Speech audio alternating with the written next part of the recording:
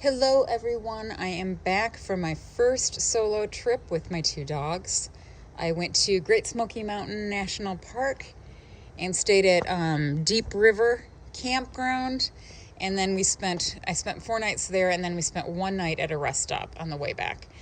So here is the aftermath of what happened after my first trip. So we'll start the driver's side. So you see that we have my two main cups, one coffee and one other cold beverages, and that worked great. This has a filter so I can make drip coffee, and since I am lazy, that is mostly what I did while I was there. And then what ended up working best is just to keep our little dog's bed seat backwards, and he just used it as kind of like an observation deck, and then he would sleep there as well. And I need to figure out between now and about a week, less than a week, I am leaving to go to Michigan for another solo trip with the two dogs. So I've got to figure out something that is better than using a pillow there to keep that more stable. So lots of improvements to go over this week. And then over here, we'll go to the back here. So I have dirty laundry, my shoes, and a bunch of miscellaneous things. I also found that is where I kept shoving dog leashes, so I've got to think about that. Having my personal safety items in there I don't think that's going to work. I can't really reach it once I'm in bed, so I am going to be relocating those. So this is a dog tether leash. Here's one, and then here is the other one. Our bigger dog ended up she wanted to ride on the bed. She kept jumping back here, so that's what we ended up doing.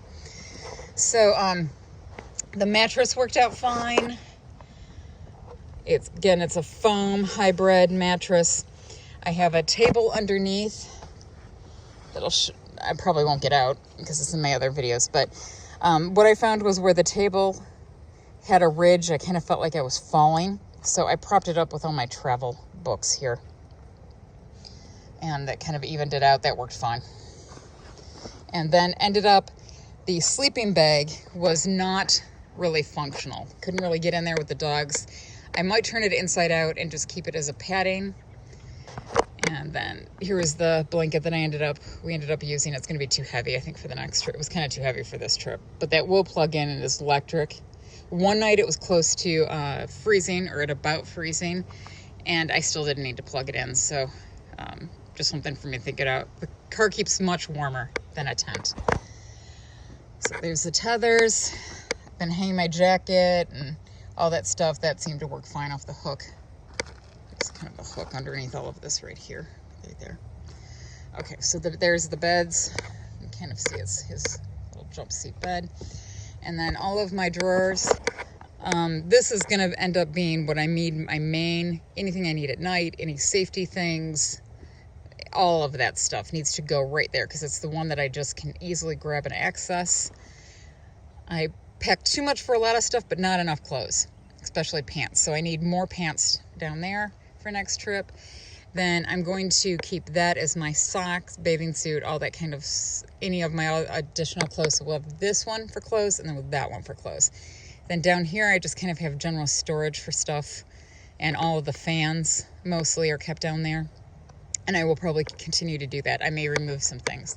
This just had sheets and towels in it this trip. I want to make that food. I way overpacked my food, and I need to contain it for the most part in that. And then up on top, I have all my coffee, drinks, spices, any of that kind of stuff. That worked fine. I could take that out, put it on the picnic bench, whatever I needed to do to access it. So that worked fine. So that is that. And the bed was really quite comfortable. Did just fine. And then here is my, oops, she's off. What I have found is my refrigerator won't always be drawing power, and then the power bank will time off with it. Oh, it's shut off because it's at 0%. Okay, so that was just working briefly.